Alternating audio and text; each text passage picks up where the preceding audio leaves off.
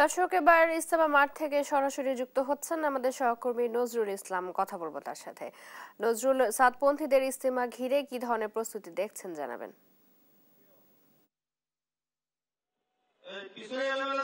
চৈতি, আপনি যেমনটা বলছিলেন, আপনি জানেন যে আজকে সকাল থেকেই কিন্তু ইজতেমাকে ঘিরে কিন্তু আপনার যে নিরাপত্তার যে কড়াকড়ি সেটা কিন্তু এখানে আমরা দেখতে পাচ্ছেন। আমার পিছনে কিন্তু আপনারা দেখতে পাচ্ছেন যে পুলিশের কিন্তু এখনই ব্রিফিং শুরু হবে এবং ইজতেমা মাঠ কিভাবে তারা নিয়ন্ত্রণ করবেন, কিভাবে সেই ইজতেমাকে ঘিরে আইন শৃঙ্খলা বাহিনীর একটি উপস্থিতি কিন্তু আমরা দেখতে পাচ্ছি এই জায়গায়। কিছুক্ষণের মধ্যেই কিন্তু এখানে পুলিশ যে কমিশনার রয়েছে আমাদের Gazipur metropolitan police commissioner doctor Nazbul Karim Khan, উনি কিন্তু এখানে উপস্থিত হবেন এবং পুলিশের মধ্যে কিভাবে ইজতেমা ময়দানকে তারা সাজিয়েছে তৈরি করেছেন সেটা কিন্তু এখানে বক্তব্য দিবেন উনি। এবং আপনি জানেন যে 10,000 কর্মী কিন্তু এখানে রাখা হয়েছে, ফোর্স কিন্তু কাজ করছে বিভিন্ন ভাবে।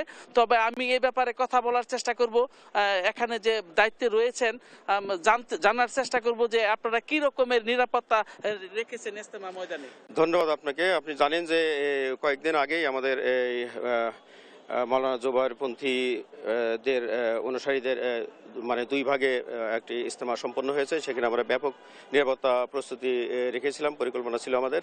সেই আলোকেই আমরা এইবারে মাওলানা সাদ অনুসারীদের যে 14, 15, 16 3 দিনের যে ইজতেমা অনুষ্ঠিত হতে যাচ্ছে সেই উপলক্ষে আমরা আগের মতোই আমাদের নিরাপত্তা পরিকল্পনা সাজিয়েছি এবং প্রায় 6,800-র উপরে আমরা নিরাপত্তা পুলিশ সদস্য আমরা নিরাপত্তা ডিউটিতে মোতায়েন করেছি।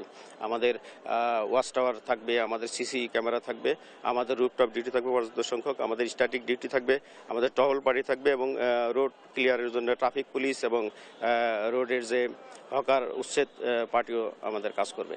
এর বাইরে আমাদের যদি অকারেন্স হয় আমাদের ক্রাইম সিন ইউনিট, আমাদের বোম ডিসপোজাল ইউনিট, সকল পর্যায়ে আমাদের মানে ফোর্স নিয়োজিত আছে। বিভিন্ন সার্বিক পরিস্থিতি এখন অনেক ভালো, যথেষ্ট ভালো এবং শান্তিপূর্ণ।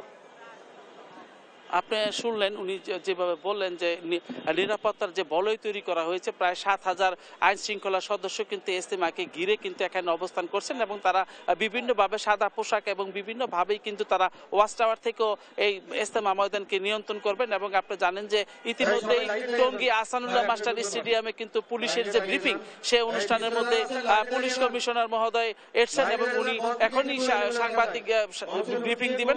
তো এই ছিল আমার কাছে ইজতেমা ময়দান থেকে আইন শৃঙ্খলা পরিস্থিতি নিয়ে সর্বশেষ।